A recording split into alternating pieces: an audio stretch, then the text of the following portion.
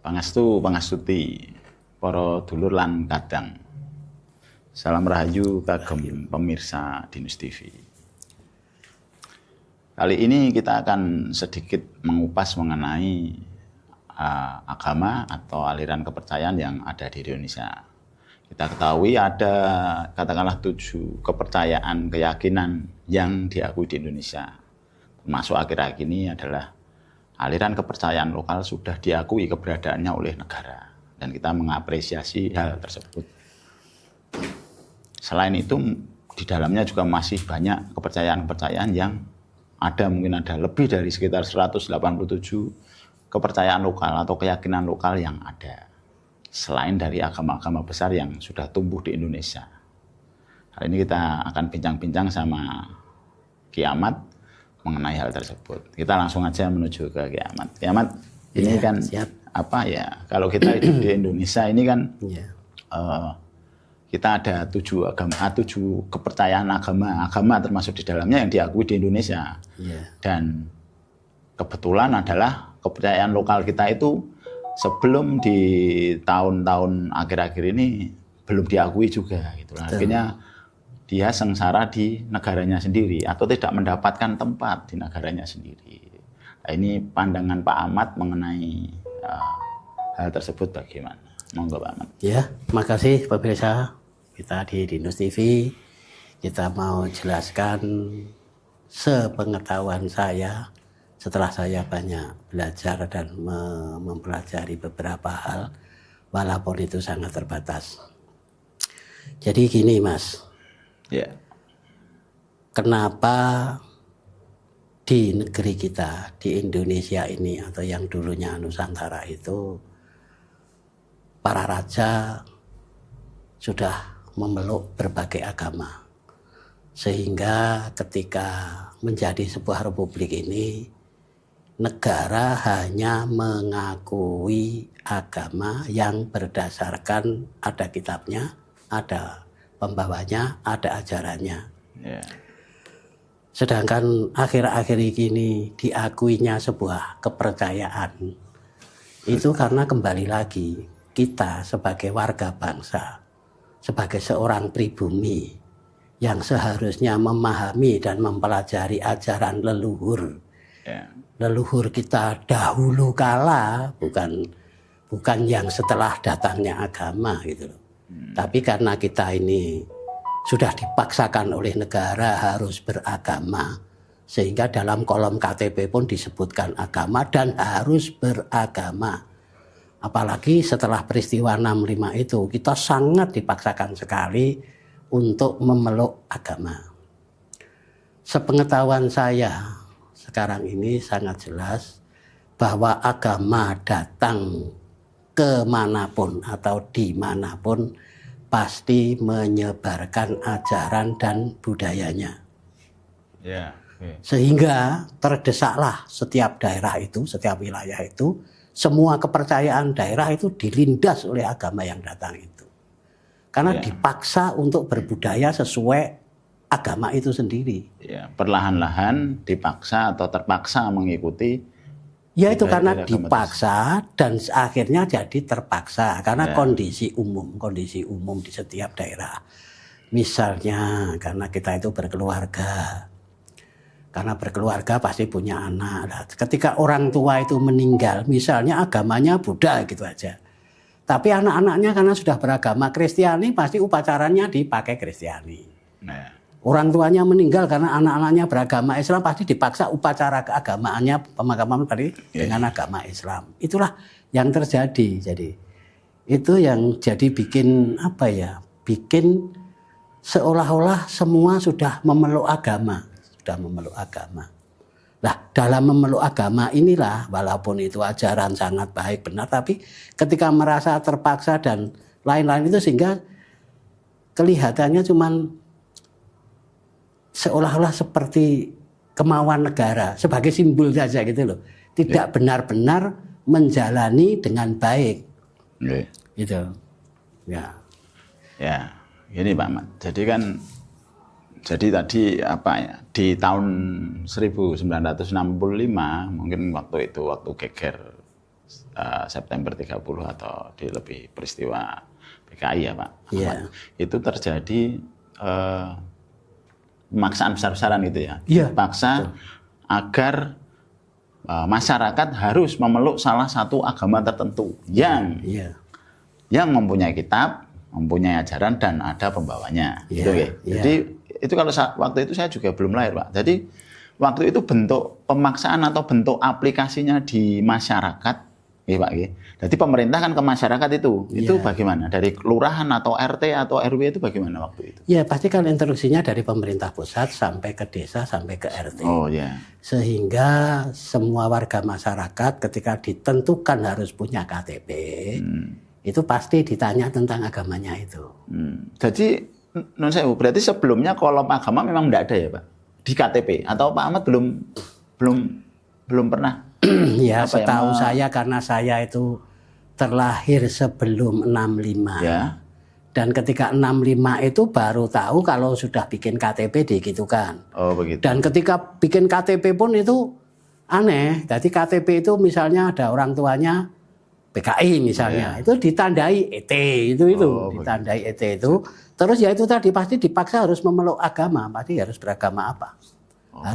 Dia harus mengakui misalnya ditanya tentang itu. Jadi kalau ditanya dia tidak beragama bahaya. Oh bahaya. Bahaya. Pasti akan dituduh sebagai PKI waktu itu. Iya. Tanggal seperti ada unsur politik seperti itu nggih Pak Ahmad waktu itu. Oh ya artinya ya mau tidak mau melebur secara besar-besaran kepercayaan lokal itu saat itu termasuk memberi peran gitu Pak. Peran yang cukup besar meleburnya yang tadinya masih berkepercayaan jadi menjadi memeluk agama tertentu.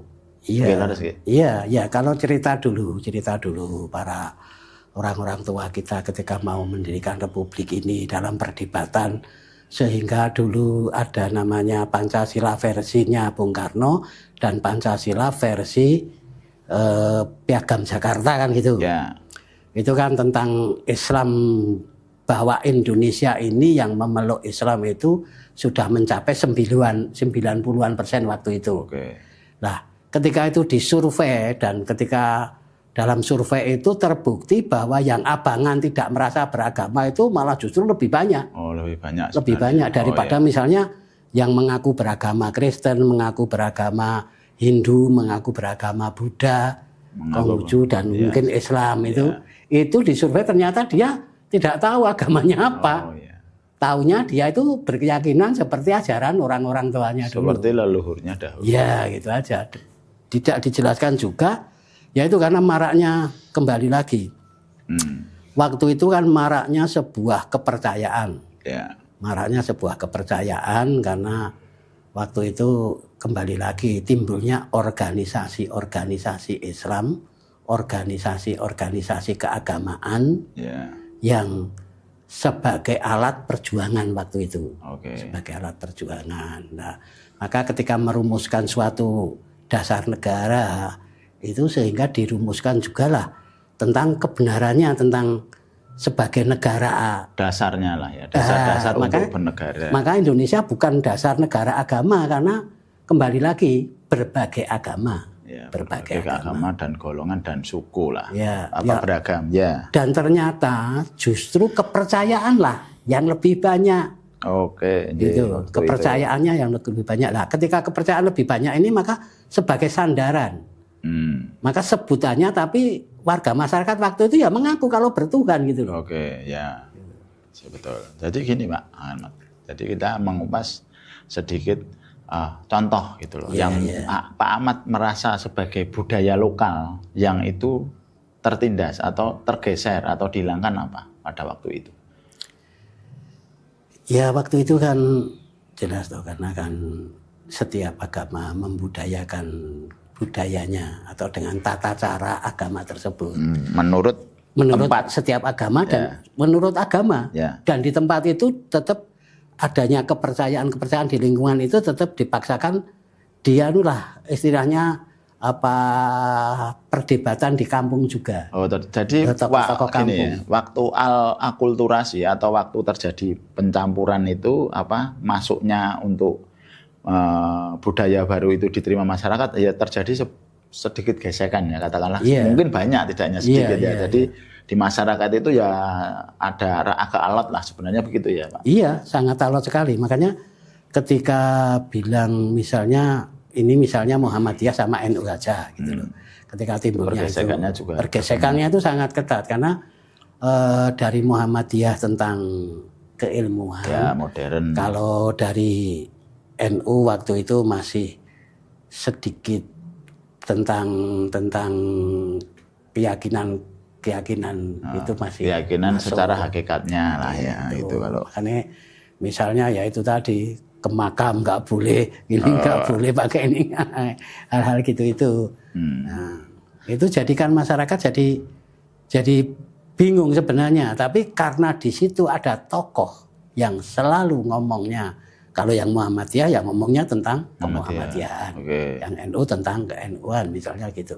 Itulah jadi masyarakat itu sebenarnya ya masih sampai hari ini itu masih abangan karena tidak berani istilahnya membenarkan sana, menyalahkan sini, tidak berani karena kurang pengetahuan tentang benar salah itu tadi. Ya akhirnya apa ya, kalau di KTP tertulis di data mau tidak mau masuk kepada salah satu agama tertentu, otomatis datanya menjadi 90% kan. Iya. Di agama tertentu misalnya, karena ada unsur penggiringan di situ dan mau tidak mau harus tertulis. Sementara agama yang diyakini atau kepercayaan yang diyakini dari leluhurnya tidak ada pilihannya di situ. Sengaja tidak, mungkin ada unsur kesengajaan untuk tidak disampaikan di situ. Jadi itu digunakan sebagai ya dalam tanda kutip mungkin semacam politik bahwa untuk apa menunjukkan ini loh datanya cukup banyak. Padahal secara kenyataan di masyarakat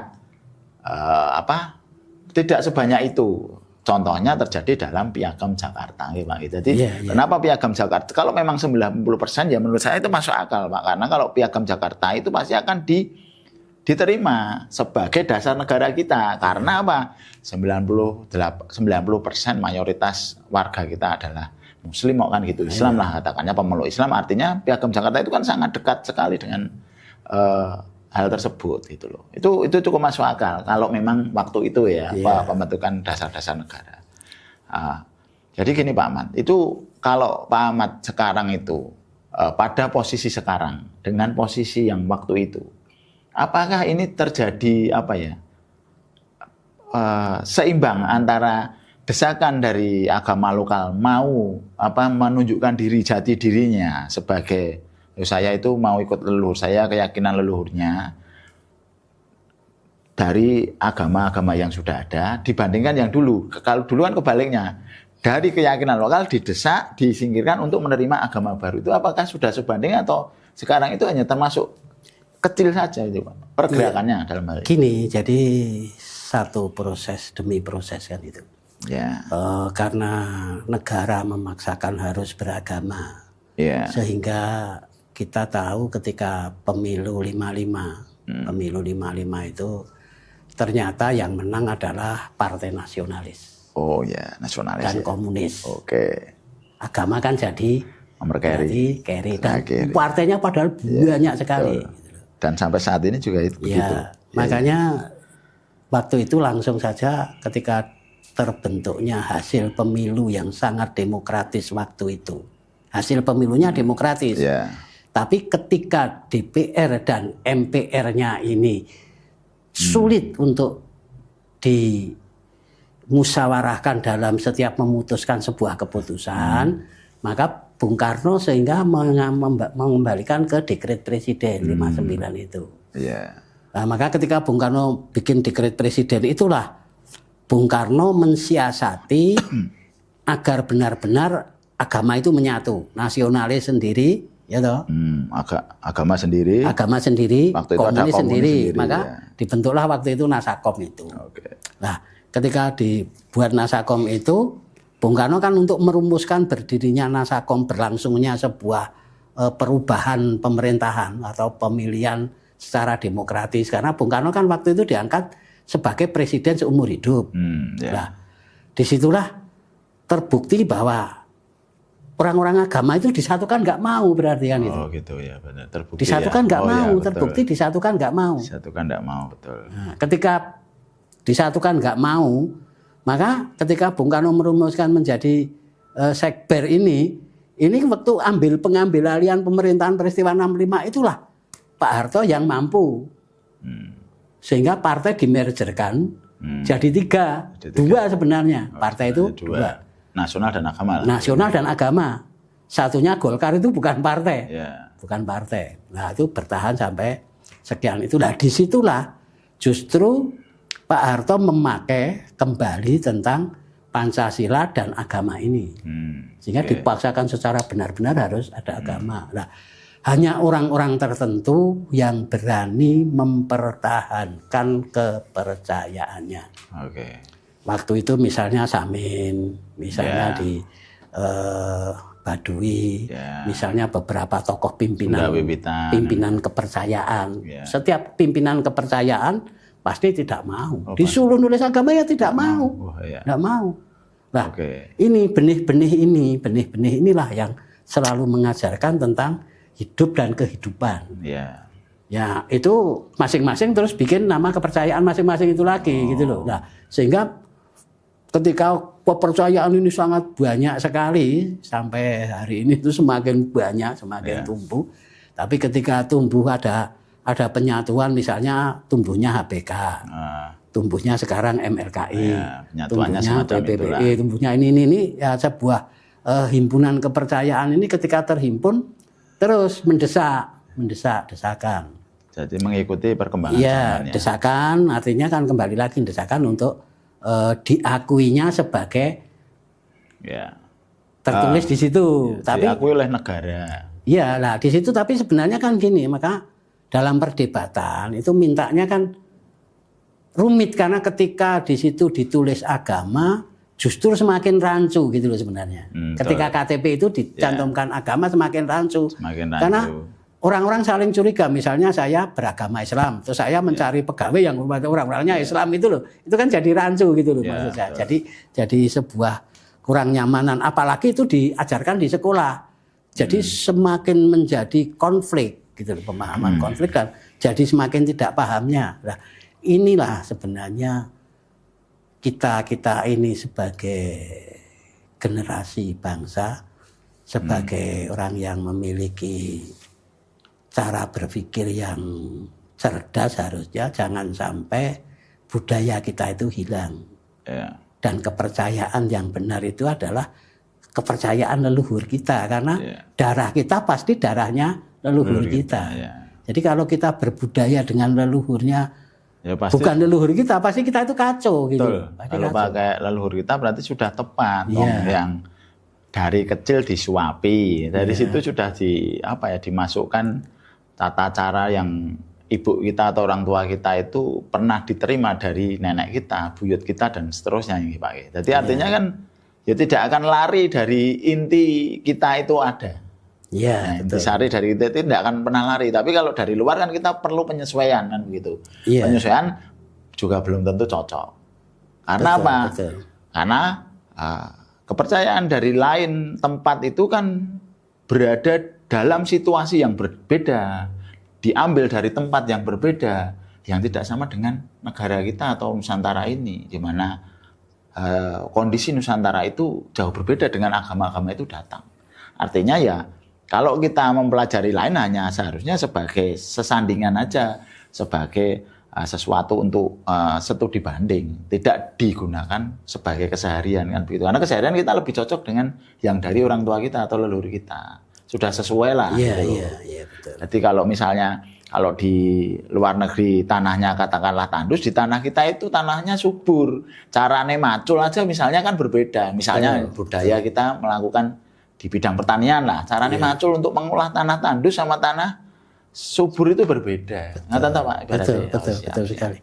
Iya, karena kan jelas gini toh. Kita itu di tanah yang subur, di tanah yang makmur, tapi tanah kita itu memang labil. Setiap saat ada goncangan, ada peristiwa-peristiwa itu.